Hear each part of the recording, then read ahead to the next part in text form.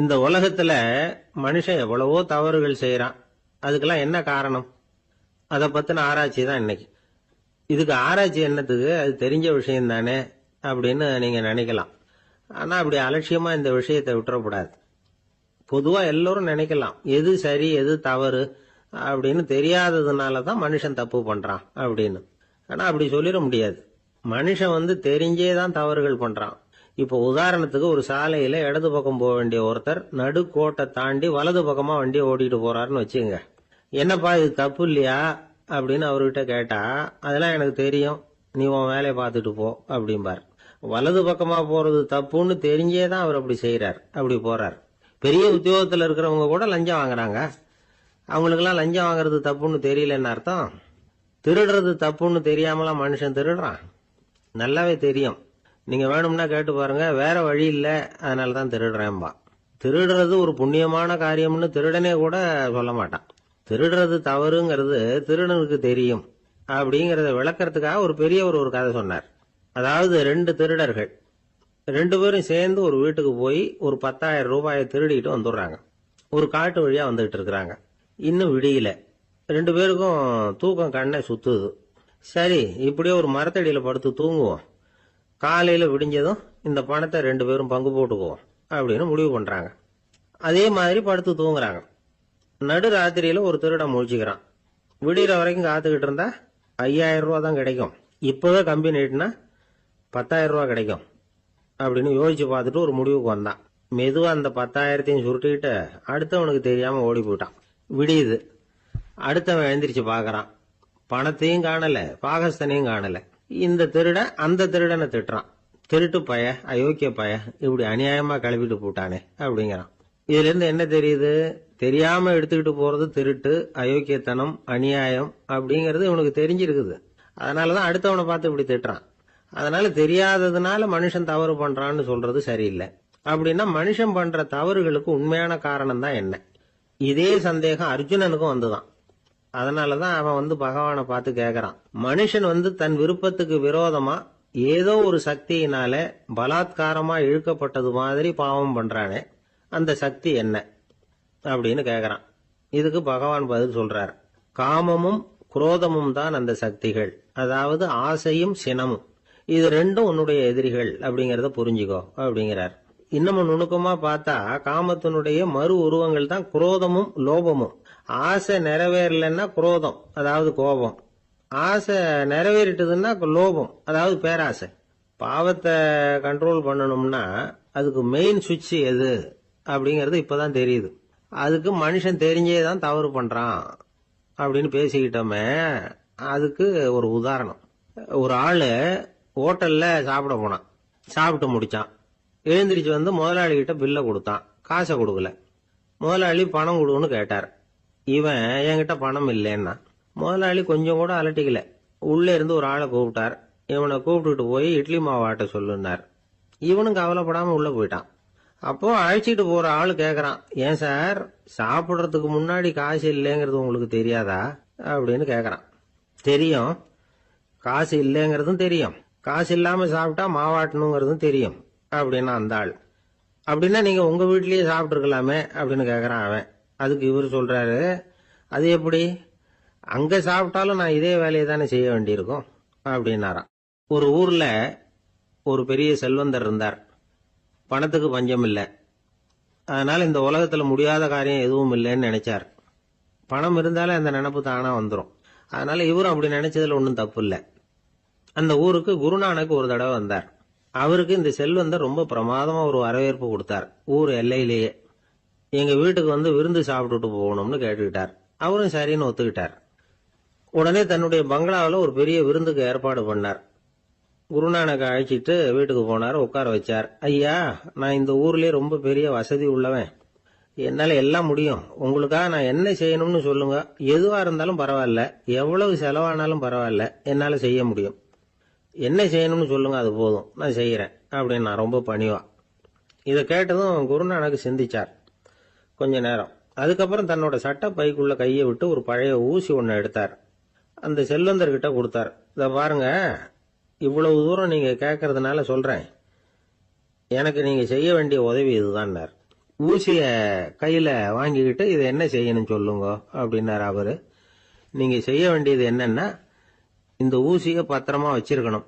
நாம 2 பேரும் இறந்து போனதுக்கு பின்னாடி இன்னொரு உலகத்துல நாம சந்திக்கக்கூடிய வாய்ப்பு இருக்குது. அப்ப இந்த ஊசியை என்கிட்ட கொண்டாந்து கொடுக்கணும். இதுதான் நீங்க எனக்காக செய்ய வேண்டிய உதவி அப்படின்னார் குருநானக் லேசா சிரிச்சுக்கிட்டே. இதை கேட்ட உடனே இந்த பெரியவர் முழிக்க ஆரம்பிச்சிட்டார்.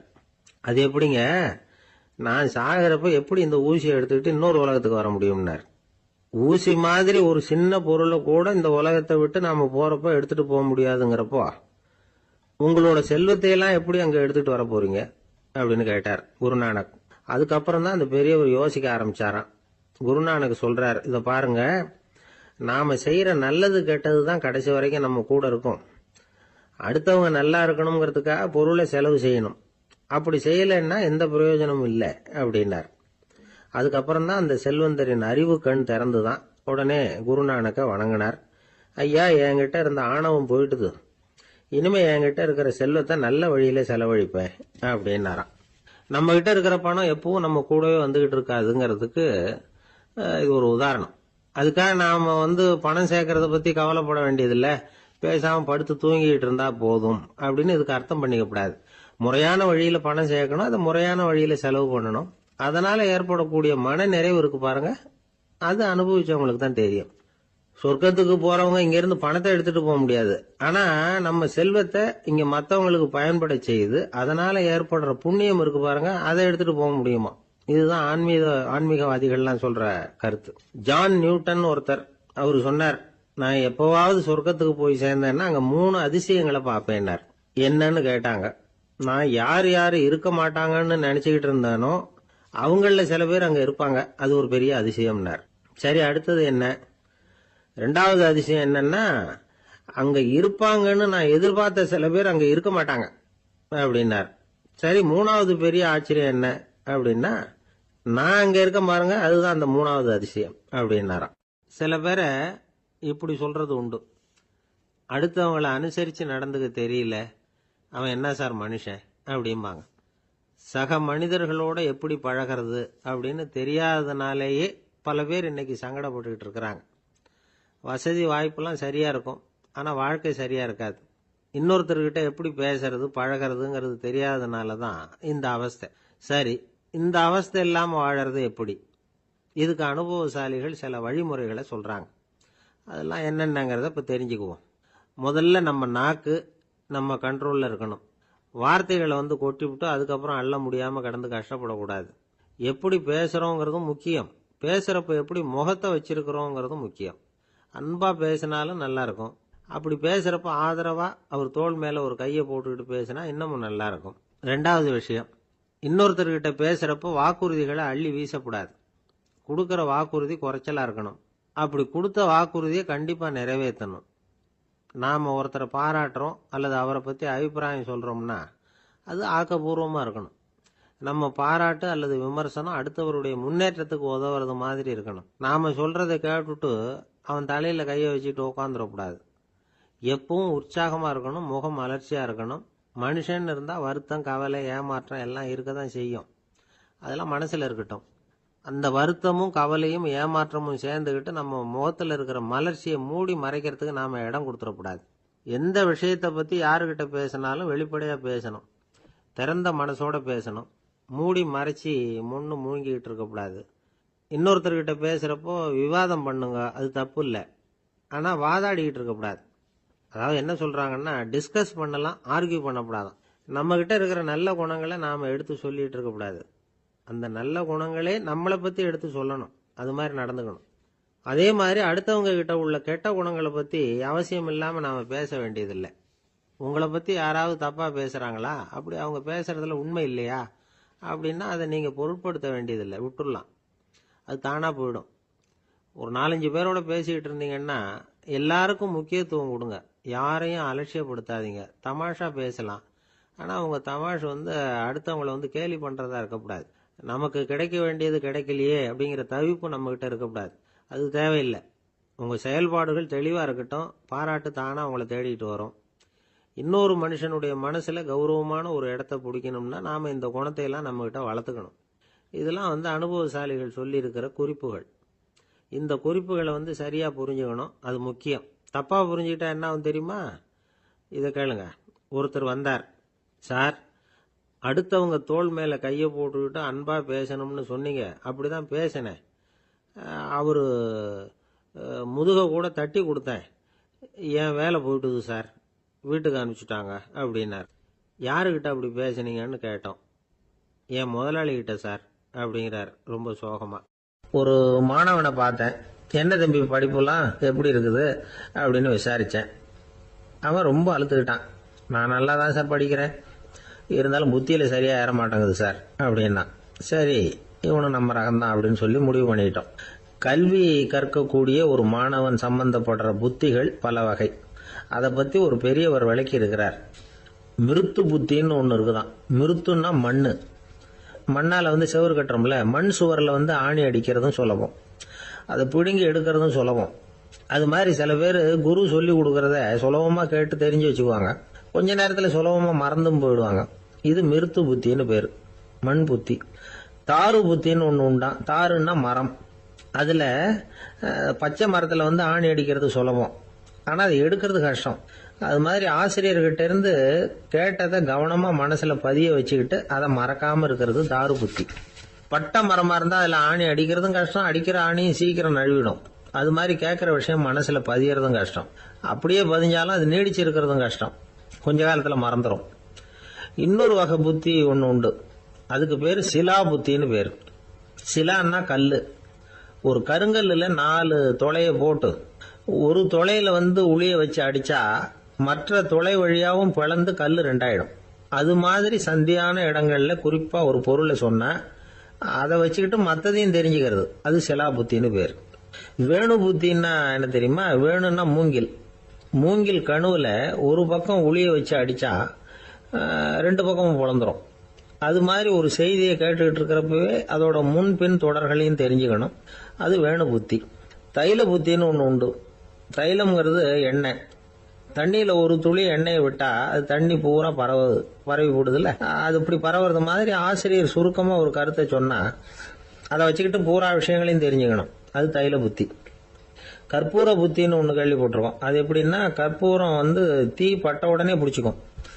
ஆசிரியர் சொன்ன உடனே நுண்ணறிவோட பாடங்களை புரிஞ்சுக்கிறது இந்த வகை புத்தி. கரி புத்தின்னு ஒன்று.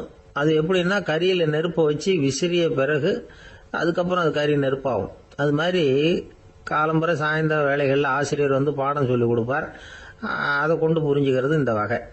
கதலித்தண்டு புத்தின்னு ஒன்று சொல்லுவாங்க. கதலிங்கிறது வாழை மரம். வாழைத்தண்டில் தீ வைக்கிறது எவ்வளவு சிரமமோ அவ்வளவு சிரமத்தோட கல்வி கற்கிறது கதலித்தண்டு புத்தி. இதை தவிர இன்னும் சில வகையான மாணவர்களை கூட அடையாளம் காட்டுறாங்க. ஆசிரியர் சொன்னதில் நல்லதை மட்டும் எடுத்துக்கிறவன் அன்னம். ஆசிரியர் கிடைச்ச இடத்துல பாடத்தை கேட்டுக்கிட்டு பிறகு தனியாக உட்காந்து சிந்திக்கிறவன் பசு. பசுமாடு அப்படி தானே, புல்லு கண்ட இடத்துல மேயும், அதுக்கப்புறம் நிதானமாக அசை போட்டுக்கும். ஆசிரியர் சொன்னதை தவிர வேற எதையும் சொல்ல முடியாதவன் கிளி. பல இடங்களில் பாடங்கள் கேட்டு கடைசியில் ஒன்றும் புரியாமல் போகிறவன் ஆடு.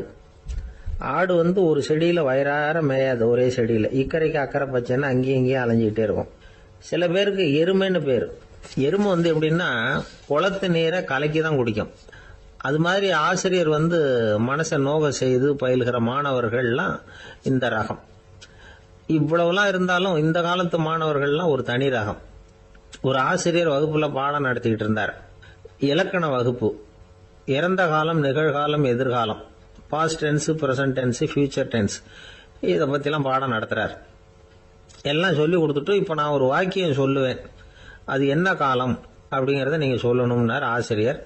சரி, நாங்கள் மாணவர்கள்லாம், நான் நாளைக்கும் பாடம் நடத்த போகிறேன், இது என்ன காலம் அப்படின்னு கேட்டார் ஆசிரியர். அதாவது நான் நாளைக்கும் பாடம் நடத்த போகிறேன், இந்த வாக்கியம் என்ன காலம்னு கேட்டார். ஒரு பையன் மெதுவாக எழுந்திரிச்சு சொன்னான், இது எங்க போதாத காலம் சார் அப்படின்னு சொல்லிவிட்டு உட்காந்துட்டானா. ஒரு மனுஷனை பார்த்து என்கிட்ட வாலாட்டாதே அப்படின்னு சொன்னா அவன் நம்மகிட்ட ஏதோ வம்புக்கு வர்றான்னு அர்த்தம். ஒரு நாயை பார்த்து யாரும் என்கிட்ட வாலாட்டாதே அப்படின்னு சொல்றது இல்லை. ஏன்னா நாய் வாலாட்டுனா அது நம்ம கிட்ட தன்னுடைய நன்றியை தெரிவிக்கிறதாக நினைச்சுக்கிட்டு இருக்கிறோம். ஆனா அது அப்படி இல்லை அப்படின்னு சொல்றாங்க அது சம்பந்தமான நிபுணர்கள். ஒரு நாய் தன்னுடைய வாலை இந்த பக்கமும் அந்த பக்கமுமா இப்படியும் அப்படியும் ஆட்டிக்கிட்டு இருந்தா அது பதட்டத்துல கூட இருக்கலாம். நாய் நட்பா இருந்தாலும் வாலாட்டும், ஆத்திரத்துல இருந்தாலும் வாலாட்டும், கோபத்துல இருந்தாலும் வாலாட்டும், குழப்பத்துல இருந்தாலும் வாலாட்டும், மகிழ்ச்சியா இருந்தா கூட அது வாலாட்டும். அதை நாம தப்பா புரிஞ்சுக்கிட்டு அதுகிட்ட போய் மாட்டிக்க கூடாது. நாயை பத்தி எனக்கு நல்லா தெரியும் அப்படின்னு சொல்றவங்க கூட அதுகிட்ட கடி வாங்கிட்டு நிக்கிறது உண்டு. நிபுணர்கள் என்ன சொல்றாங்க தெரியுமா? எப்பவுமே நாய்கள் திடீர்னு கடிச்சு விடுறது இல்ல, கடிக்கிறதுக்கு முன்னாடி சில அறிகுறிகளை காட்டும். அதை சரியா புரிஞ்சுக்கிட்டோம்னா தப்பிச்சுக்கலாம். ஒரு வீட்டுக்கு போறீங்க, அங்க புதுசா ஒரு நாயை பாக்குறீங்க, உடனே அதுகிட்ட போய் குனிஞ்சு சிரிச்சுக்கிட்டே அது தலையில தட்டுறீங்க. இது ரொம்ப தப்பா. ஒரு நாய் இன்னொரு நாயை நேருக்கு நேர் பார்த்து பல்ல காட்டுனா அது தன்னுடைய தன்முனைப்பை காட்டுதுன்னு அர்த்தமா. உன்னை விட நான் பெரியவன் அப்படின்னு சொல்லுதுன்னு அர்த்தம். அதனால நீங்க அது மாதிரி கிட்ட போய் சிரிக்கிறோம் அப்படின்னு நினைச்சுக்கிட்டு பல்ல காட்டினா உங்களையும் எதிரியா நினைச்சிரும். இன்னொரு விஷயம் என்னன்னா, தலையில தட்டுனா நாய்க்கு பிடிக்காது. அது தன்னை அடக்கிறதாகவும் அச்சுறுத்துறதாகவும் நினைச்சுக்கிட்டு இருக்கும். சரி, அப்படின்னா புதுசா ஒரு இடத்துல அல்லது வீட்டுல நாய்க்குட்டியை பார்த்தா என்ன பண்றது? நீங்க சும்மா இருங்க, அதுவா கிட்ட வரட்டும். அதுக்கப்புறம் அதுகிட்ட கனிவா பேசுங்க. கண்ணம், மார்பு, தோல் இங்கெல்லாம் தட்டலாம், தப்பு இல்லையா? தலையில தான் தட்டப்படாதான். ஒரு நாய் உங்களை நோக்கி ஓடி வருது, நீங்களும் ஓடுனா அது துரத்த ஆரம்பிச்சிடும். அசையாம சில மாதிரி நின்றுடுங்க, அது கிட்ட வராது. அதுக்கு ஆர்வம் இல்லாம போயிடும்.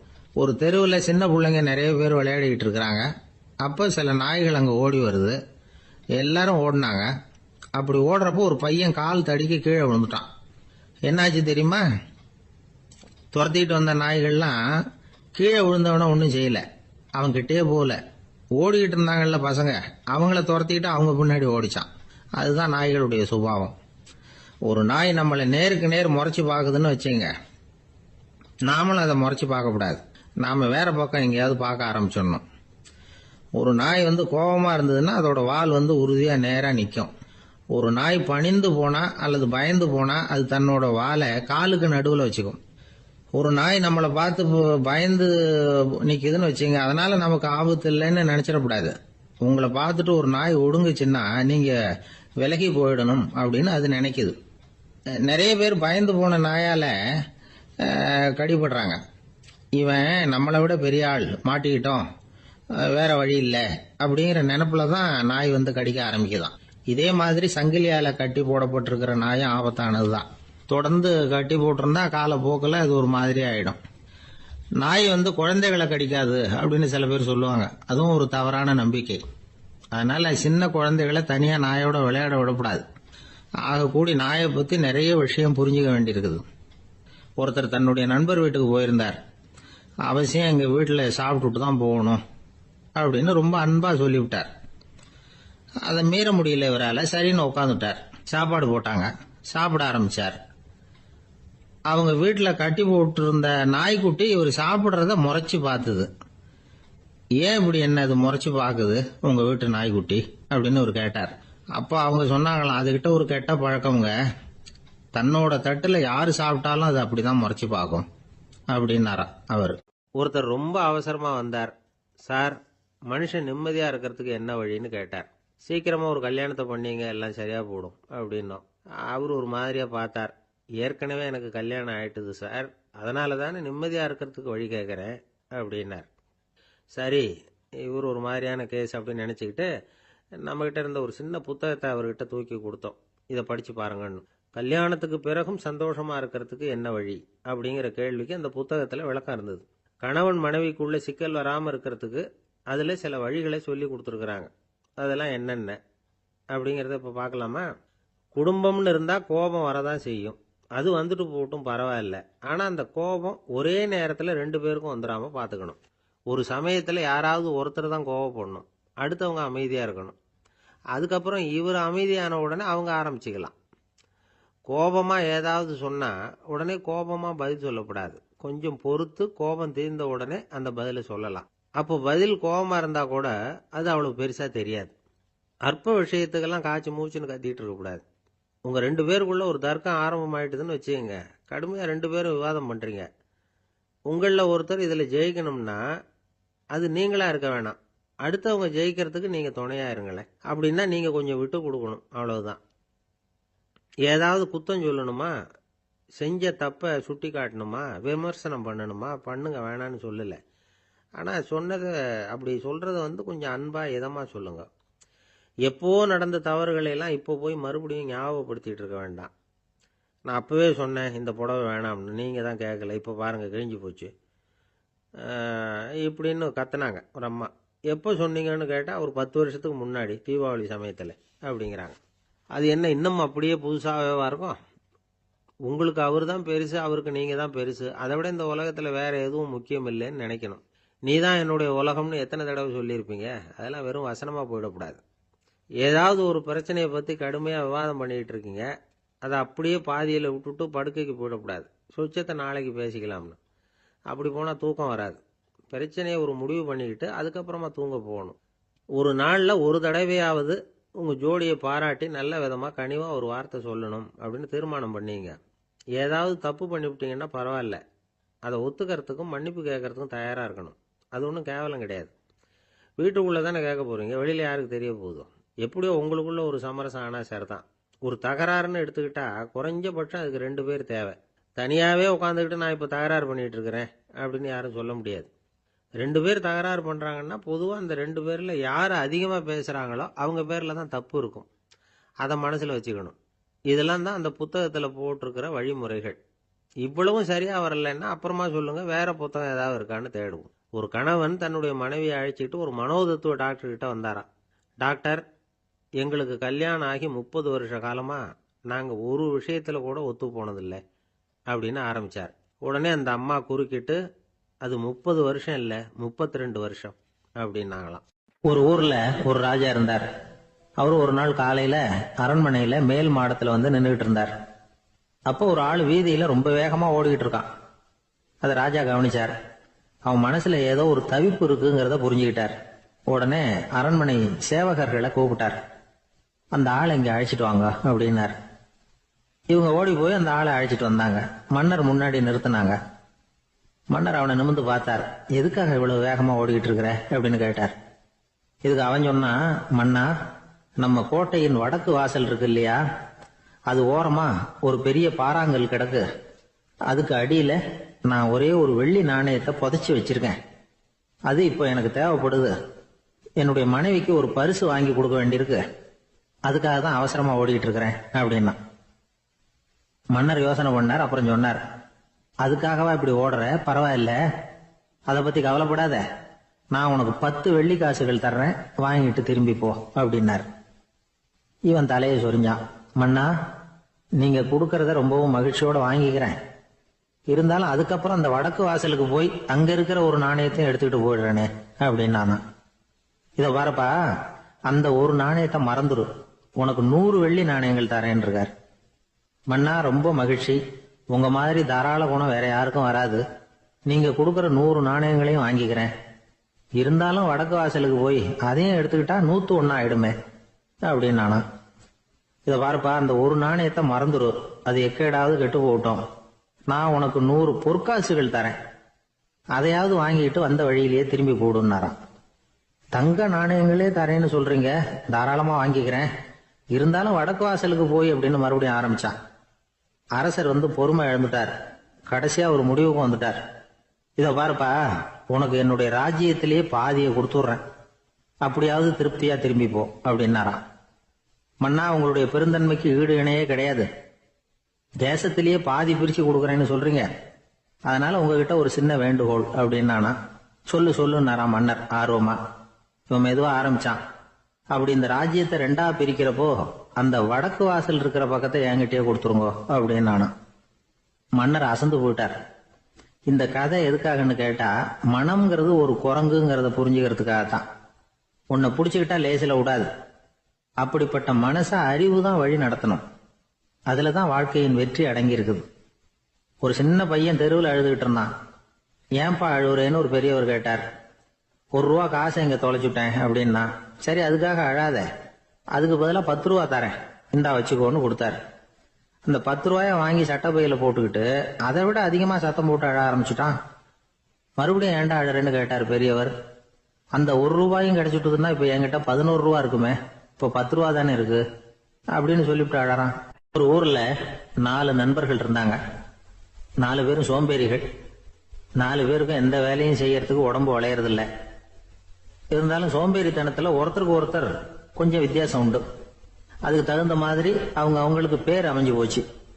ஒருத்தன் கால் சோம்பேறி, இன்னொருத்தன் அரை சோம்பேறி, அடுத்தவன் முக்கால் சோம்பேறி, கடைசி ஆளு முழு சோம்பேறி. இவங்க 4 பேரும் நண்பர்கள். அப்புறம் எப்படி காரியம் நடக்கும்? 4 பேரும் ஒரு வீதியில அப்படியே நடந்து போய்கிட்டு இருக்கிறாங்க. நல்ல பசி. எங்கேயாவது சோறு போடுவாங்களா அப்படின்னு பார்த்துக்கிட்டே வந்தாங்க. அவங்க வந்த வழியில ஒரு 1 ரூபா காசு கிடந்தது தரையில. அவங்க கண்ணில் அது பட்டுது. ஆனாலும் அது குனிஞ்சு எடுக்கணுமே, அதுக்கு சோம்பேறித்தனம். முழு சோம்பேறி பார்த்தான். பக்கத்துல வந்துகிட்டு இருந்த முக்கால் சோம்பேறி கிட்ட சொன்னானா, டேய் அதை கொஞ்சம் குனிஞ்சு எடுறா அப்படின்னானா. அவன் என்ன பண்ணான் தெரியுமா? அதுக்கு அடுத்தபடியா வந்த அரை சோம்பேறி கிட்ட சொன்னானா, டேய் நீ அதை கொஞ்சம் குனிஞ்சு எடுறா அப்படின்னானா. அவன் இவனை விட மோசம். அடுத்தவங்க கிட்ட சொல்லியிருக்கிறான். அவனும் குனியறதுக்கு தயாரா இல்லை. ஆக கூடி கடைசியில யாருமே காசை எடுக்கல. என்னத்துக்கு அனாவசியமா உடம்ப வளைச்சிக்கணும் அப்படின்னு எல்லாரும் பேசாம வந்துட்டாங்க. அவங்க பாட்டுக்கு நடந்து வந்துகிட்டே இருக்கிறாங்க. எதிரில் ஒருத்தன் வாழைப்பழத்தை வண்டியில வச்சு தள்ளிட்டே வந்தான். ரூபாய்க்கு 4 பழம்னு கூவி வித்துக்கிட்டே வர்றான். இப்ப அந்த முழு சோம்பேறி சொன்னானா, டேய் வழியில கிடந்தத 1 ரூபா, அதையாவது எடுத்துக்கிட்டு வந்திருந்தா இப்ப இந்த பழத்தை வாங்கி ஆளுக்கு ஒண்ணு சாப்பிடலாமே அப்படின்னானா. ஆமா சாப்பிட்டுருக்கலாமே அப்படின்னாங்களாம் மற்றவங்களும். ஆனாலும் திரும்பி போய் அதை எடுக்கணும்னு யாருக்கும் தோணல. பேசாம சோர்ந்து போய் நடந்து வந்தாங்களாம். இருட்டி போச்சு. வழியில ஒரு கோவில். சரி இங்கேயே படுத்து தூங்குவோம் அப்படின்னா ஒருத்தன். அதுதான் சரின்னாங்க மற்றவங்களும். அப்படியே மண்டபத்துல படுத்துட்டாங்க. கோவில் அர்ச்சகர் வேலையெல்லாம் முடிச்சு விட்டு வெளியில வந்திருக்காரு. இவங்கள பார்த்தாராம். ஏன் இப்படி சோர்ந்து போய் கிடக்குறீங்க அப்படின்னு விசாரிச்சிருக்காரு. 2 நாளாச்சுங்க நாங்க சாப்பிட்டு அப்படின்னாங்களாம். அவர் உடனே ஐயோ பாவம் அப்படின்னு சொல்லி பானை, விறகு, அரிசி, தண்ணி எல்லாம் கொடுத்து நீங்களே சமையல் பண்ணி சாப்பிட்டுக்கோங்க அப்படின்னு சொல்லிவிட்டு போயிட்டார். இந்த 4 பேருக்கும் சமையல் பண்ணி சாப்பிடணும்னு ஆசையா தான் இருந்தது. ஆனா அடுப்பு பற்ற வைக்கணுமே, அதுக்கு தீப்பெட்டி வேணுமே. தீப்பெட்டி இல்ல. இப்ப முழு சோம்பேறி ஆரம்பிச்சான். அடுத்தவனை பார்த்து, டேய் கடைக்கு போய் ஒரு தீப்பெட்டி வாங்கிட்டு வாயேன் அப்படின்னு நானா. அவன் வழக்கம் போல அடுத்தவங்க கிட்ட சொல்லியிருக்கான். அவன் அதுக்கு அடுத்தவங்க கிட்ட சொல்லியிருக்கிறான். கடைசியா கால் சோம்பேறி கிட்ட வந்து சேர்ந்தது. அவனும் அது நம்மால முடியாது அப்படின்னு பேசாம இருந்துட்டான். இப்ப தீப்பெட்டி வேணுமே, அதுக்கு என்ன பண்றது? அவங்களுக்குள்ள பேசி ஒரு முடிவுக்கு வந்தாங்களாம். அதாவது யாரு முதல்ல வாயை திறந்து பேசுறாங்களோ அவங்கதான் தீப்பெட்டி வாங்கறதுக்கு போகணும் அப்படின்னு. அவ்வளவுதான். உடனே 4 பேரும் வாயை கெட்டியா மூடிக்கிட்டு படுத்துக்கிட்டாங்க. அவங்க சமையல் பண்ணி சாப்பிட்டாங்களா என்ன அப்படிங்கறது அர்ச்சகருக்கு தெரியல. சரி பார்த்துட்டு வரலாமேன்னு வந்தார். வந்து பாக்குறாரு, இவங்க 4 பேரும் அசையாம படுத்து கிடக்குறாங்க. அர்ச்சகர் பயந்துட்டார். ஒருவேளை பசி தாங்காம செத்து போட்டாங்களோ அப்படிங்கிற பயம், அல்லது நாம கொடுத்த உணவுப் பொருள்ல ஏதாவது விஷம் கலந்துருக்குமோ அப்படின்னு பயந்தார். அப்படின்னா நம்ம மேல பழி வந்துருமே அப்படின்னு நினைச்சு நடுங்க ஆரம்பிச்சுட்டார். அப்புறம் அவரும் ஒரு முடிவுக்கு வந்தாராம். கோவிலுக்கு பக்கத்திலேயே ஒரு பெரிய குழி இருந்தது. அதுல ஒவ்வொருத்தரையா இழுத்துக்கிட்டு போய் போட்டார். கொஞ்சம் மண்ணை தள்ளினார். காலால மிதிச்சார். அவர் மிதிச்ச மிதி ஒருத்தன் அடி வயத்துல போட்டுவிட்டது. அவன் உடனே வலி தாங்காம ஐயோ அம்மான்னு அலர்னான். உடனே நடந்தது என்ன தெரியுமா? மத்த 3 பேரும் துள்ளி எழுந்திருச்சாங்களாம். அவனை பார்த்து நீ தாண்டா தீப்பெட்டி வாங்க போகணும், நீ தாண்டா வாங்க போகணும், நீ தான் சத்தம் போட்ட அப்படின்னு சொல்லி ஆரம்பிச்சுட்டாங்களாம். அர்ச்சகர் பார்த்தார். இது பேய் மாதிரி தெரியுதுன்னு நினைச்சுக்கிட்டு ஒரே ஓட்டமா ஓடி போட்டாராம். கிராமப்புறங்கள்ல இப்படி ஒரு கதையை சொல்றது உண்டு. சோம்பல்ங்கிறது நம்ம முன்னேற்றத்துக்கு பெரிய தடை அப்படிங்கறத நாம புரிஞ்சுக்கணும். அதுதான் இந்த கதை சொல்ற நீதி. ஒரு பள்ளிக்கூடத்துல ஒரு புதுமையான போட்டி நடந்துதான். அதாவது சோம்பேறித்தனத்துக்கு பரிசு. அதுல 2வது பரிசு யாருக்குன்னு அறிவிச்சாங்க. ஒரு பையன் எழுந்திருச்சு மெதுவா நடந்து போய் பரிசை வாங்கிட்டான். அடுத்தது முதல் பரிசு யாருக்கு அப்படின்னு அறிவிச்சாங்களாம். அவன் கடைசி வரிசையில இருந்து கத்தனானா, ஐயா அதையும் அந்த பையன் மூலமாவே கொடுத்து அனுப்பி வச்சிருங்க, இங்க வந்தது நான் வாங்கிக்கிறேன் அப்படின்னா. ஒரு ஊர்ல ஒரு ஆள் இருந்தான். நிறைய பணம் சேர்த்தான். அவனுக்கு சம்பாதிக்க தெரியுமே தவிர செலவு பண்ண தெரியாது. மகா கஞ்சன். காசை கையில எடுக்கவே மாட்டான். எடுத்தா செலவு செய்ய வேண்டியிருக்குமே. அதனால இப்படியே அவன் காலத்தை ஓட்டி விட்டான். வயசாயிட்டது. அவனுடைய மனைவி ஒரு நாள் கேட்டாங்க, இவ்வளவு நாளா நீங்க என்ன எங்கேயுமே அழைச்சிட்டு போனதில்லை, இப்போவாவது அழைச்சிட்டு போகக்கூடாதா அப்படின்னாங்க. எங்க போகணும் சொல்லுன்னா. காசிக்கு போகணும், கங்கையில குளிக்கணும்னாங்க. இவன் பார்த்தான், இதுக்கு ஏன் அவ்வளவு தூரம் செலவு பண்ணிட்டு போகணும், நம்ம ஊர் ஆத்துலயே குளிக்கலாமே, இதுவும் புண்ணிய நதி தான், இங்க குளிச்சா அங்க குளிச்ச பலன் கிடைச்சிரும் அப்படின்னா. சரின்னு 2 பேரும் ஆத்தங்கரைக்கு போனாங்க. அன்னைக்கு ஏதோ விசேஷம், நிறைய கூட்டம், நிறைய பேர் குளிச்சுக்கிட்டு இருக்கிறாங்க. கரையில சில புரோகிதர்கள் நின்றுகிட்டு இருக்கிறாங்க. குளிக்கிறதுக்கு முந்தி அவங்க கிட்ட உட்காந்தா ஏதோ மந்திரம்லாம் சொல்லுவாங்க, கொஞ்சம் காசு கொடுக்க வேண்டியிருக்கும். அதனால இவன் என்ன பண்ணா, ஆத்தங்கரையிலேயே கொஞ்சம் தூரம் போனான். ஊரை விட்டு தள்ளி வந்துட்டான், அங்க யாருமே இல்லை. அப்பாடான்னு சந்தோஷப்பட்டான், குளிக்கலாம்னு புறப்பட்டான். இந்த நேரம் கடவுள் பார்த்தார், இந்த கஞ்சனுக்கு ஏதாவது புத்தி போகட்டணும் அப்படின்னு நினைச்சார். உடனே ஒரு புரோகிதர் மாதிரி உருவத்தை மாத்திக்கிட்டு அந்த ஆள் முன்னாடி வந்து நின்னார்.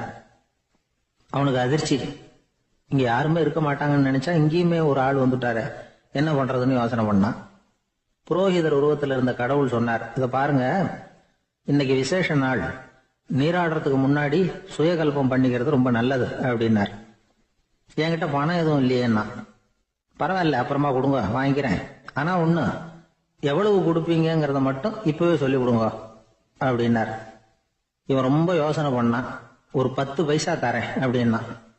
சரின்னு ஒத்துக்கிட்டு எல்லா கிரியைகளையும் அவர் செஞ்சார். அதுக்கப்புறம் கணவனும் மனைவியும் ஆத்துல குளிச்சாங்க. அவர் போயிட்டார். கொஞ்ச நாள் கழிச்சு அவன் வீட்டுக்கு வந்தார், கடனை வசூல் பண்றதுக்கு. வாசல்ல நின்றுகிட்டு இருந்த அவன் மனைவி இவரை பார்த்ததும் தயங்க ஆரம்பிச்சாங்க.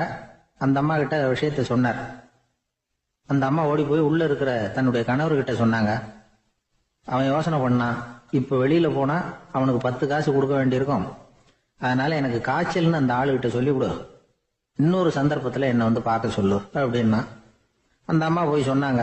அப்படிங்களா, அப்படின்னா அவரை நான் உடனே போய் பார்க்கணுமே அப்படின்னு உள்ள நுழைய ஆரம்பிச்சார். அவங்க மறுபடியும் இருங்க வரேன்னு சொல்லிவிட்டு உள்ள ஓடி விஷயத்த சொன்னாங்க.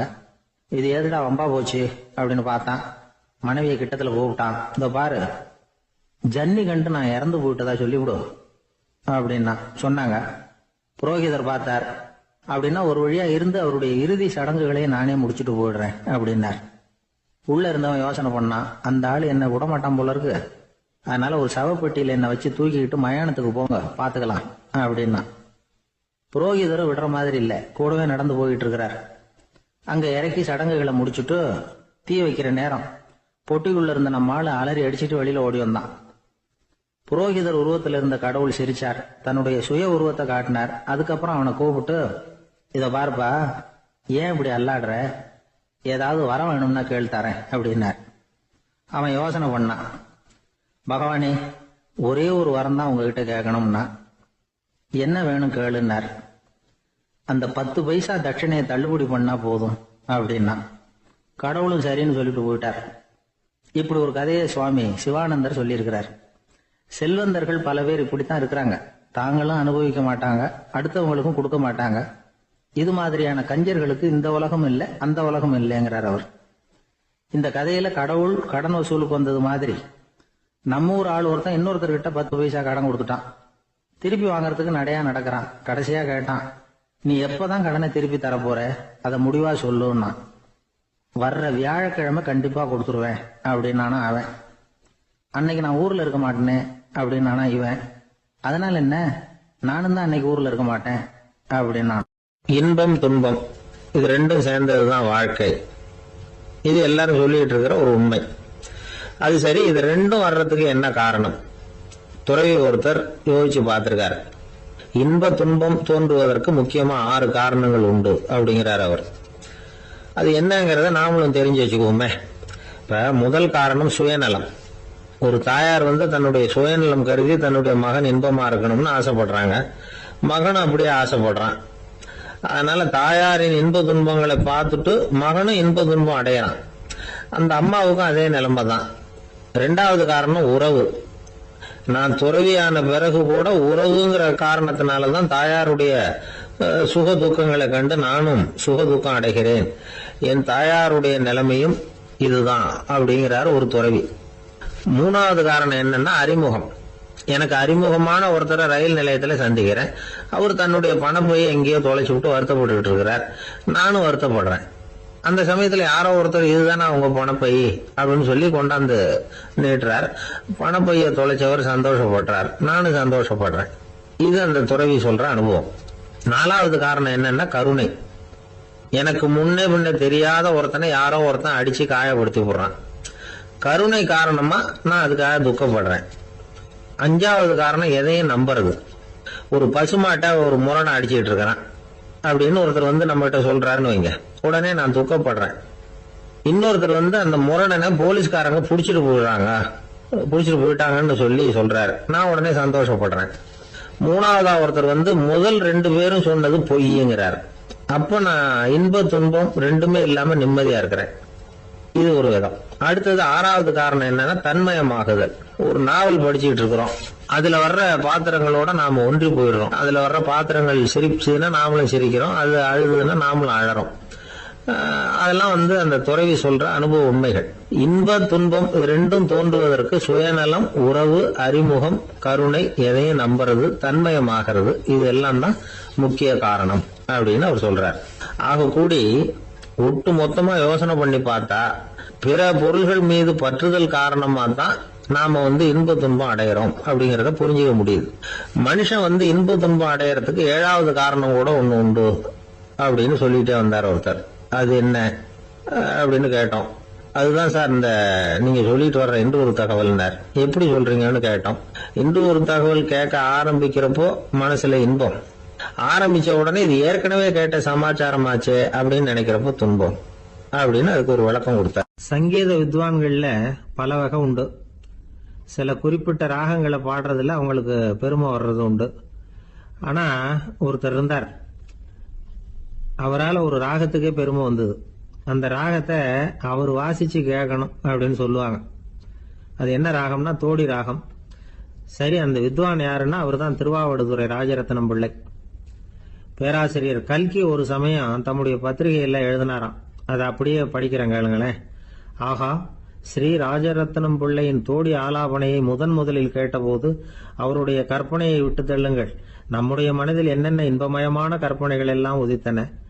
குழந்தை தாயிடம் கொஞ்சம் குரலை கேட்டோம், அன்னை குழந்தையிடம் கொஞ்சம் குரலை கேட்டோம், ரதியும் மன்மதனும் பேசிக்கொண்ட காதல் மொழிகளை கேட்டோம், முருகன் சிவபெருமான் செவிகுளிர மொழிந்த உபதேசத்தை கேட்டோம், கலைமகள் கவிஞனுக்கு அருளிய ஆசி மொழிகளை கேட்டோம், நாரத முனிவருடைய தம்பூரா சுருதியை கேட்டோம், ராவணன் தன் எலும்பை ஒடித்து வீணையாகச் செய்து வாசித்த கானத்தை கேட்டோம், கானப் பறவைகளின் கலகல ஒலியை கேட்டோம், கோல குயில்களின் குரல் இனிமையை கேட்டோம். இப்படிலாம் வந்து பேராசிரியர் கல்கி விமர்சனம் எழுதியிருக்கிறார் திருவாவடுதுறை ராஜரத்னம் பிள்ளை அவர்களுடைய வாசிப்பை கேட்டுட்டு. TN ராஜரத்னம் பிள்ளை வந்து இறந்து போனார். அப்போ கவிஞர் கண்ணதாசன் எழுதினார், செவியனில் ஓடி எங்கள் சிந்தையில் ஓடி இந்த புவியெல்லாம் ஓடி நின்பார் பொங்கிய தோடி வேறிங்கு எவரிடம் போகும் ஐய இனி அதை காப்பார் யாவர் அவிந்தனின் சடலத்தோடே அவிந்தது தோடிதானும் அப்படின்னு எழுதினாராம்.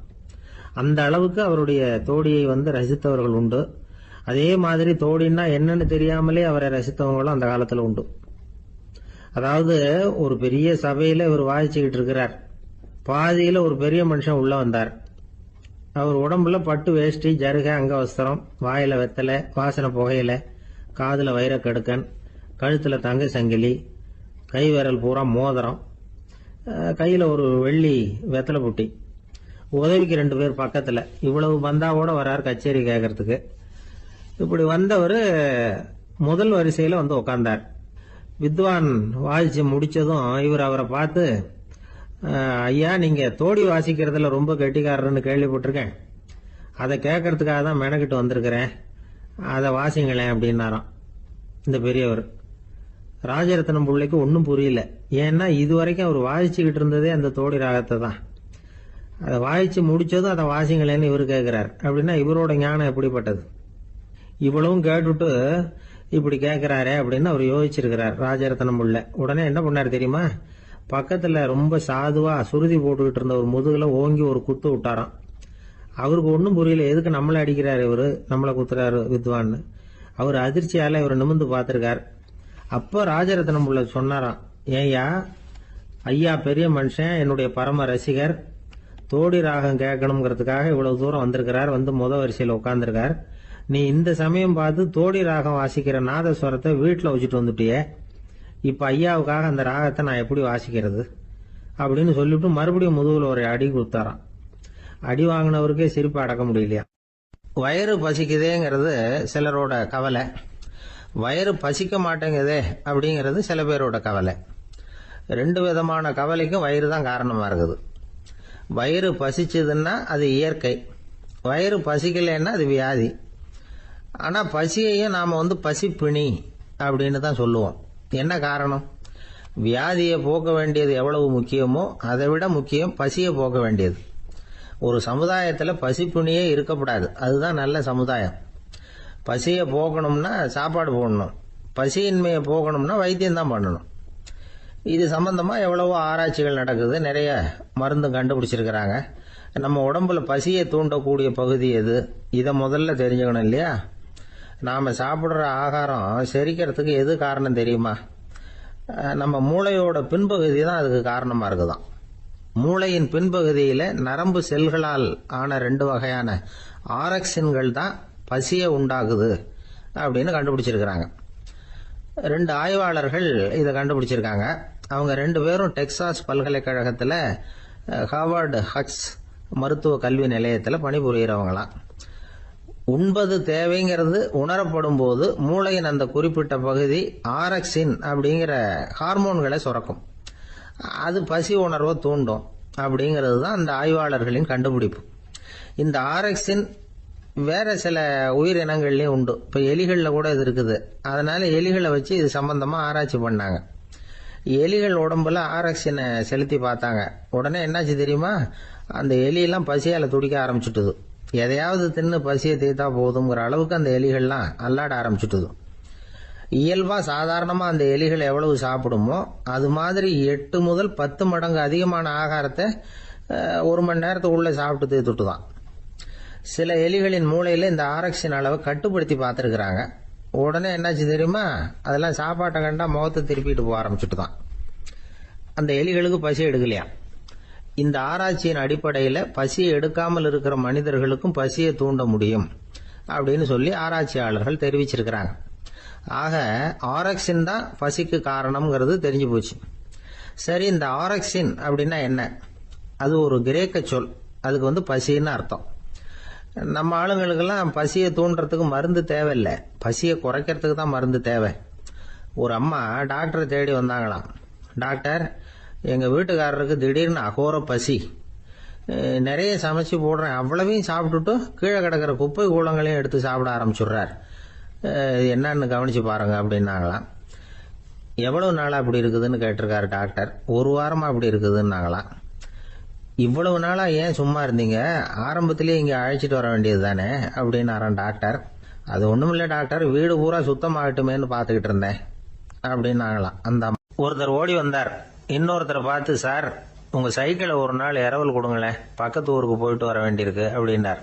இவர் சைக்கிளை கொடுத்து பத்திரமா கொண்டுட்டு போங்கன்னார். சார், இதை பத்திரமா கொண்டு போறேன், கவலையே வேணாம், ஏன்னா இது உங்களோட சைக்கிள் அப்படின்னு நான் நினைக்கல, என்னோட சைக்கிளா நினைக்கிறேன் அப்படின்னார். அதுக்கப்புறம் தான் இவருக்கு உண்மையாவே பயம் வந்துட்டுது. ஏன்னா அவர் சொன்னது மாதிரி அதை தன்னோட சைக்கிளாவே நினைச்சு தள்ளிட்டு போட்டா என்ன பண்றது? எது எதை நம்முடையதா நினைக்கணுங்கிறதுக்கு ஒரு வரையறை இருக்கு. சில பேர் ஆபீஸையே வீடா நினைச்சு விடுறது உண்டு. அப்படிப்பட்டவங்க கூட வீட்டை ஆபீஸா நினைக்கிறது இல்லை. ஏன்னா வீட்டுல இவர் ஆபீசரா நடந்துக்க முடியறதில்லை. இதெல்லாம் ஒரு பக்கம் இருக்கட்டும், இப்ப விஷயத்துக்கு வருவோம். பொறியியல் மேதை டாக்டர் விஸ்வேஸ்வரய்யா இருந்தார் இல்லையா, பாரத ரத்னா விருதெல்லாம் கொடுத்தாங்களே.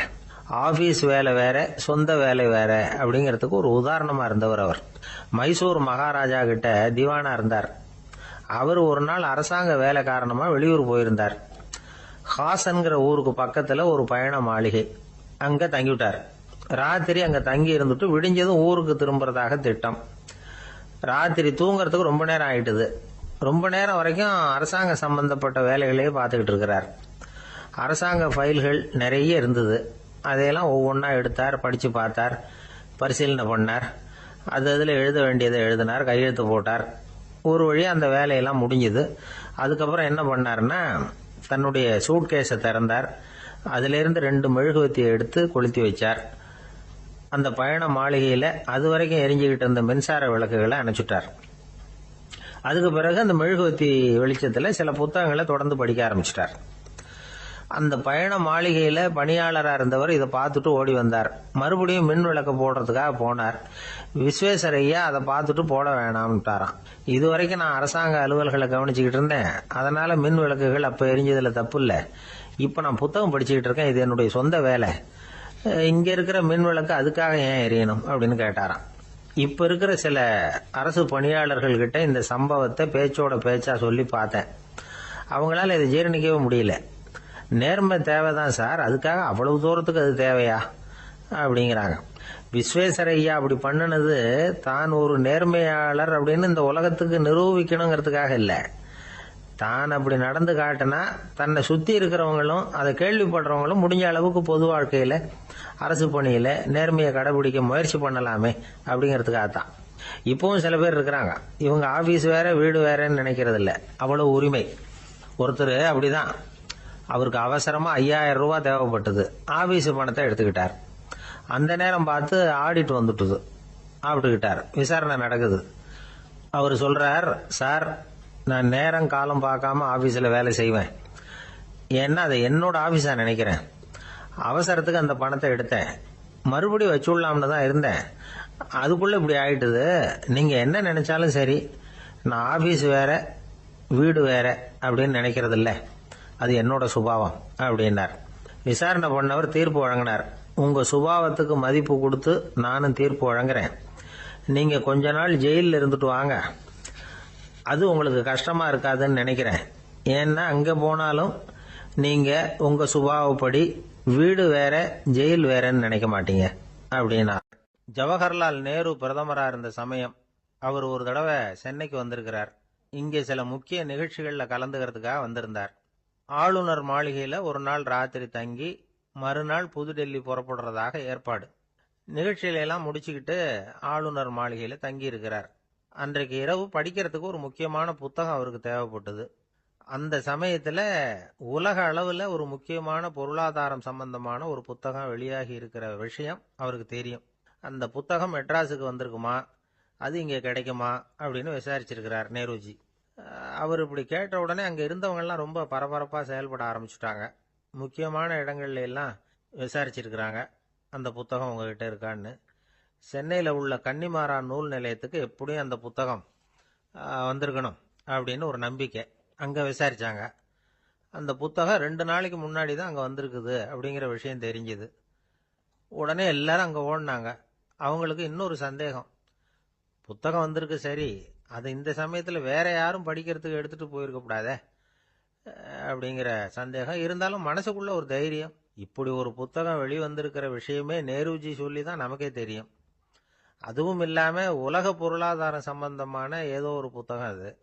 அதை போய் இந்த நேரத்துல அவ்வளவு ஆர்வமா யாரு எடுத்துட்டு போயிட போறாங்க அப்படிங்கிற தைரியம். இந்த தைரியத்தோட அந்த நூல் நிலையத்துக்கு ஓடினாங்க.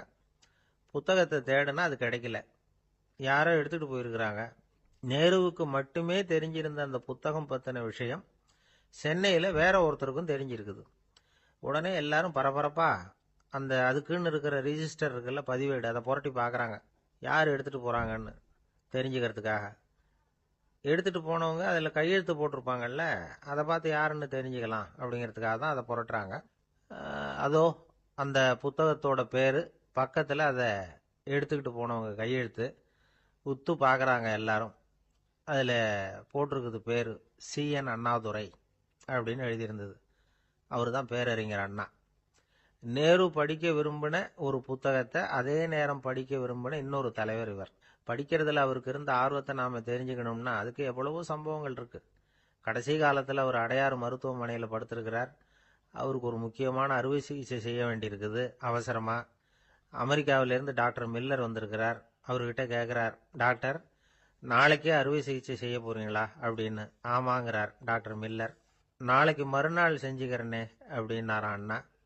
ஏன் ஏதாவது நாள் பாக்குறீங்களான்னு கேட்டிருக்கார். இல்ல, ஒரு புத்தகத்தை படிச்சுக்கிட்டு இருக்கிறேன், அதை நாளைக்குள்ள முடிச்சிருவேன், அதுக்கப்புறம் நான் இறந்தாலும் கவலை இல்லை அப்படின்னாராம் இவர். அவர் தான் அறிஞர் அண்ணா. சங்ககால நூல்கள்ல இருந்து சமீபத்துல வந்த நூல்கள் வரைக்கும் எல்லாம் அவர் படிச்சிருக்கிறார். ஒரு திருமண விழாவில் அவர் பேசும்பொழுது சொன்ன விஷயம் இது. சங்க காலத்துல காதலியை மணக்க விரும்புகிறவனுக்கு அவனுடைய தந்தை வீர சோதனைகள்லாம் வைப்பாரு. போய் புலிப்பல்லு கொண்டுகிட்டு வா, அப்போதான் என் பொண்ணை கொடுப்பேன் அப்படின்னு சொல்லுவார். காதலன் உடனே காட்டுக்கு போவான், ஒரு புலியை கொன்று அதனுடைய பல்லை கொண்டுகிட்டு வருவான். அதை வீர பதக்கத்துல பதிச்சு அவனுக்கு மாமனார் சூட்டுவார் கல்யாண சமயத்துல. இப்போலாம் காதலன் கிட்ட அப்படி சொல்ல முடியாது. இப்போலாம் காதலன் கிட்ட காட்டுக்கு போய் புலிப்பல்லு கொண்டுகிட்டு வான்னு யாராவது சொன்னா புலிதான் மாப்பிள்ளையா வந்து சேரும் அப்படின்னார். வங்க நாவலாசிரியர் சரத் சந்திரர் ஒரு நண்பர் அவர்கிட்ட வந்தார். வழக்கமா எல்லா எழுத்தாளர்கள்கிட்டையும் கேட்கிற ஒரு கேள்வியை கேட்டார். நீங்க எழுத்துத்துறைக்கு வந்தது எப்படி? இதுதான் கேள்வி. அதை தெரிஞ்சு என்ன பிரயோஜனம்னார் சரத் சந்திரர். சும்மா சொல்லுங்களேன், தெரிஞ்சுக்கிறேன் அப்படின்னார் வந்தவர். சரி சொல்றேன்னு ஆரம்பிச்சார். நான் ரங்கூன்ல வேலை பார்த்துக்கிட்டு இருந்தேன். சம்பளம் பத்தல. வேலையும் பார்த்துக்கிட்டு ஒரு பலசரக்கு கடை வைக்கலாம்னு நினைச்சேன். என்னால் மளிகை கடை வச்சு சரியா நடத்த முடியுமாங்கிற சந்தேகம் என் மனைவிக்கு. அதை சோதனை பண்ணி பார்க்கணுங்கிறதுக்காக சில பொருள்களின் அளவு, அதோட விலை, இப்படி சிலதை சொல்லி எல்லாத்தையும் மனக்கணக்காக கூட்டி போட சொன்னாங்க. என்னால் சரியாக கூட்டி சொல்ல முடியல. உங்களால் மளிகை கடை நடத்த முடியாதுன்னு சொல்லிவிட்டாங்க. உடனே என்ன பண்ணுறது, வேற வழி இல்லை, கதை எழுத ஆரம்பிச்சிட்டேன் அப்படின்னார். கேட்டவருக்கு சிரிப்பு வந்துட்டு தான். சரத் சந்திரர் ஒரு பக்கம் சீரியஸான நாவல்கள், சிறுகதைகள் எழுதியிருந்தாலும் அவருடைய இன்னொரு பக்கம் வேற விதம்.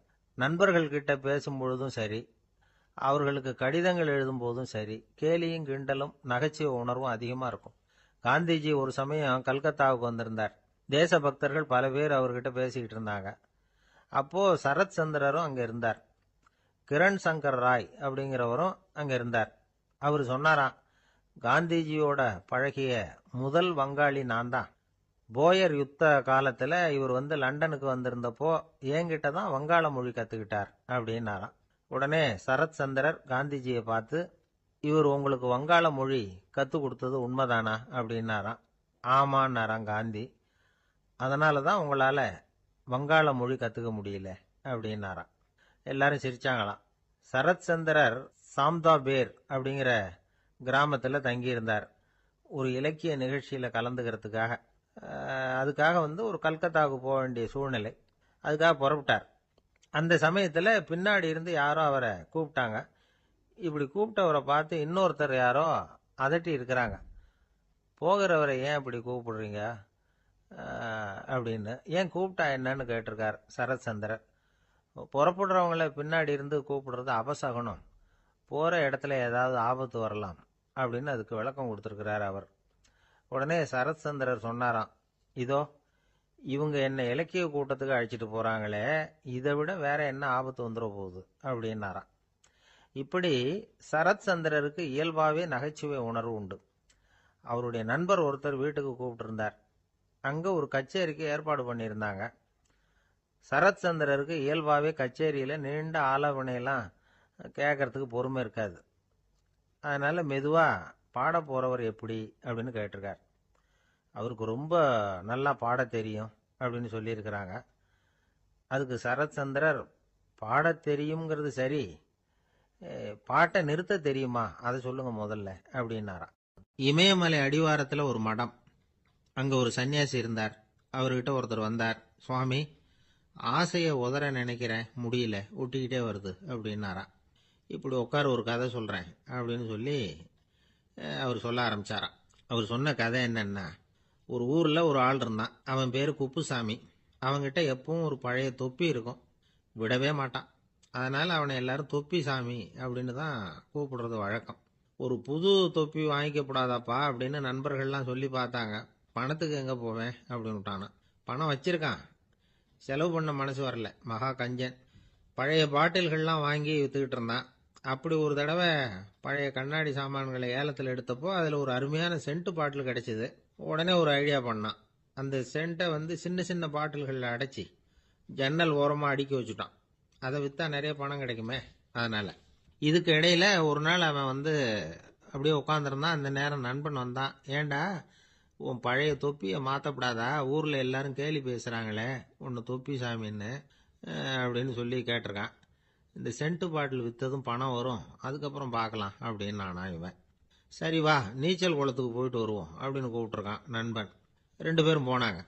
அதே நேரம் அந்த ஊர் நீதிபதியும் அங்க குளிக்க வந்தாராம். அவர்கிட்ட இருந்தது விலை உசந்த ஒரு புது தொப்பி. அதை அங்க இருந்த ஸ்டாண்ட்ல மாட்டிவிட்டு குளிக்க போனார். இதுக்கிடையில குப்புசாமி குளிச்சுட்டு வந்தான். அவனுடைய பழைய தொப்பியை காணல. அந்த புது தொப்பியை பார்த்தா இது நண்பனுடைய வேலை தான் அப்படிங்கிறதாக புரிஞ்சுக்கிட்டு அதை எடுத்து மாட்டிட்டு வந்துட்டான். நீதிபதி குளிச்சுட்டு வந்து பார்க்குறாரு, தொப்பியை காணும். போலீஸில் புகார் கொடுத்தார். அவங்க வந்து தேடினாங்க. ஒரு மூலையில் பழைய தொப்பி கிடைச்சது. அடடா, இது நம்ம குப்புசாமியோட தொப்பி இல்லையா அப்படின்னு நானா ஒருத்தன். உடனே அவன் வீட்டுக்கு தேடிட்டு போயிருக்காங்க. அங்கே போய் பார்த்தா புது தொப்பி அங்கே இருக்குது.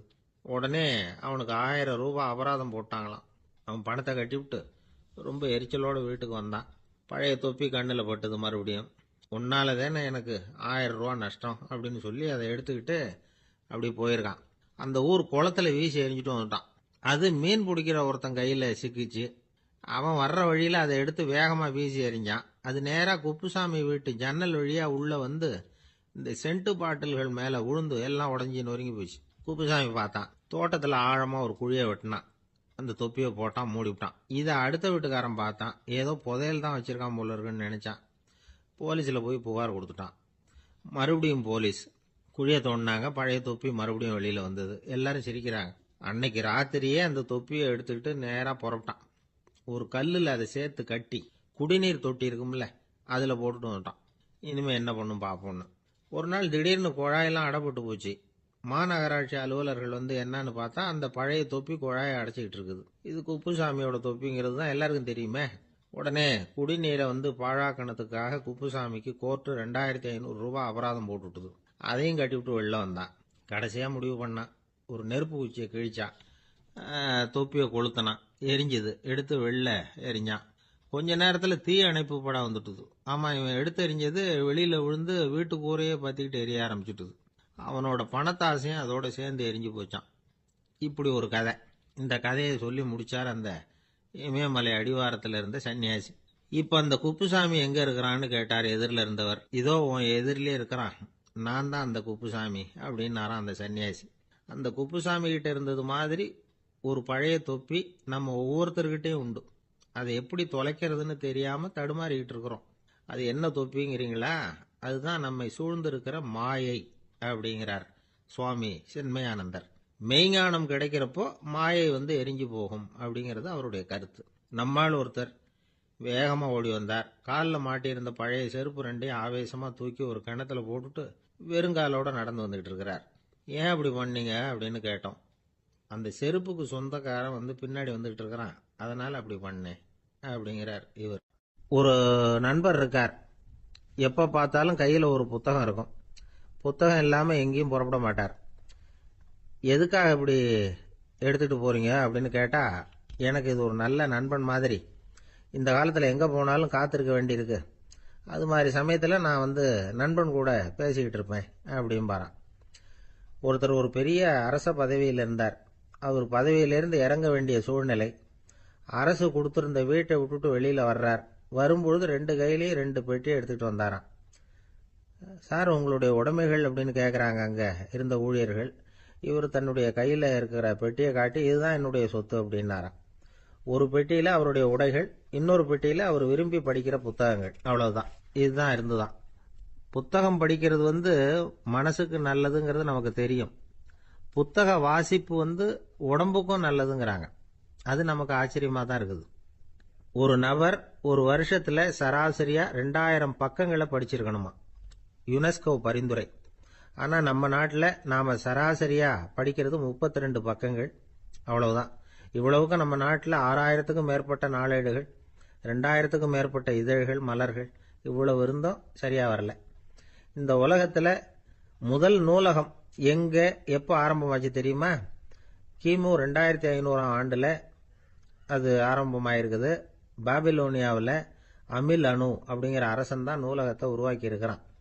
அப்போல்லாம் தாள் கிடையாது, களிமண் தான். களிமண் பலகைகளில் வந்து எழுதி அது தொகுத்து அப்படியே நூலாக்கி அதை நூலகத்தில் வச்சுருப்பாங்களாம். அரசருடைய நூலகத்தில் 1000த்துக்கும் மேற்பட்ட நூல்கள் இருந்ததாக வரலாற்று குறிப்பு இருக்குது. அது மட்டும் இல்லை, அந்த நூலகத்தில் வந்து பொருள் வாரியாக, அதாவது சப்ஜெக்ட் வாரியாக புத்தகங்களை வந்து வகைப்படுத்தி வச்சுருந்தாங்களாம். அதில் மிச்சம் இருந்த ஒரு 25 களிமண் பலகை புத்தகங்கள் இன்னைக்கும் பிரிட்டிஷ் அருங்காட்சியகத்தில் இருக்குதாம். அச்சு தாள் இதெல்லாம் ஏற்பட்டதுக்கு அப்புறம் அமைக்கப்பட்டது தான் பிரான்சில் இருக்கக்கூடிய பாரிஸ் நூலகம். 1480 பிரெஞ்சு மன்னர் 11ஆம் லூயி இந்த நூலகத்தை அமைச்சாராம். ஆனால் அப்பெல்லாம் அரசர்கள் மட்டும்தான் நூலகத்தை பயன்படுத்த முடியுமா. அதுக்கப்புறம் 17ஆம் நூற்றாண்டில் இந்த முறை மாறி பொதுமக்கள் அங்கே போகலாம், படிக்கலாம் அப்படிங்கிற நிலைமை வந்துதான். போட்லியன் நூலகம் அப்படின்னு அதுக்கு பேர் பாரிஸ் நகரத்தில் இருக்கு. அங்கே தான் நூல்களின் பட்டியல் தயாரிப்பு பணி ஆரம்பமாச்சு. கல்வி வளர்ச்சியையும் நூலகத்தையும் இணைச்சவர் நெப்போலியன் போனபார்ட். முன்பணம் செலுத்தி புத்தகத்தை படிக்கிற முறையையும் அவர் தான் கொண்டுட்டு வந்தாராம். மக்கள்கிட்ட வசூலிக்கிற வரியின் ஒரு பகுதியை நூலகத்துக்கு பயன்படுத்தினவரும் அவர் தானா. நெப்போலியன் நூலகத்தில் உலகத்தில் உள்ள எல்லா மொழி நூல்களும் இருக்குதாம். அங்கே ஒரு தமிழ் நூலும் இருந்திருக்குது. அது என்னன்னா கம்பராமாயணம். சோவியத் யூனியனுக்கு படையெடுத்து போனப்போ அங்கிருந்து லட்சக்கணக்கான புத்தகங்களை இந்த பனிச்சறுக்கு வாகனங்கள் இருக்குல்ல அதில் கொண்டுகிட்டு வந்ததாக வரலாறு. அடுத்தபடியாக குறிப்பிட்டு சொல்லத்தக்க நூலகம் எதுன்னா பிரிட்டிஷ் நூலகம். மிக பழைய கையெழுத்து பிரதியெல்லாம் கூட அங்கே இருக்குது. 1753 ஆரம்பமாச்சு. அதில் உள்ள நூல்களை வரிசையாக அடுக்கினா 180 கிலோமீட்டர் நீளத்துக்கு வருமா. மிகப்பெரிய நூலகம் அமெரிக்க தலைநகர் வாஷிங்டனில் இருக்குதான். இந்தியாவை பொறுத்த வரைக்கும் பெரிய பழைய நூலகம் எதுன்னா கல்கத்தா நூலகம். எல்லா இந்திய மொழி நூல்களும் இங்கே உண்டு. மகாகவி பாரதியார் நடத்தின இந்தியாங்கிற இதழின் எல்லா பிரதிகளும் அங்கே பாதுகாப்பாக இருக்குது. படிக்கும் பழக்கம் இங்கே வளர வேண்டியிருக்குது. ஒருத்தர்கிட்ட ஒரு புஸ்தகத்தை கொடுத்து விமர்சனம் எழுத சொல்லியிருந்தாங்க. கொஞ்ச நாள் கழிச்சு அவரை போய் பார்த்து, என்னங்க புஸ்தகத்தை படித்து பார்த்தீங்களா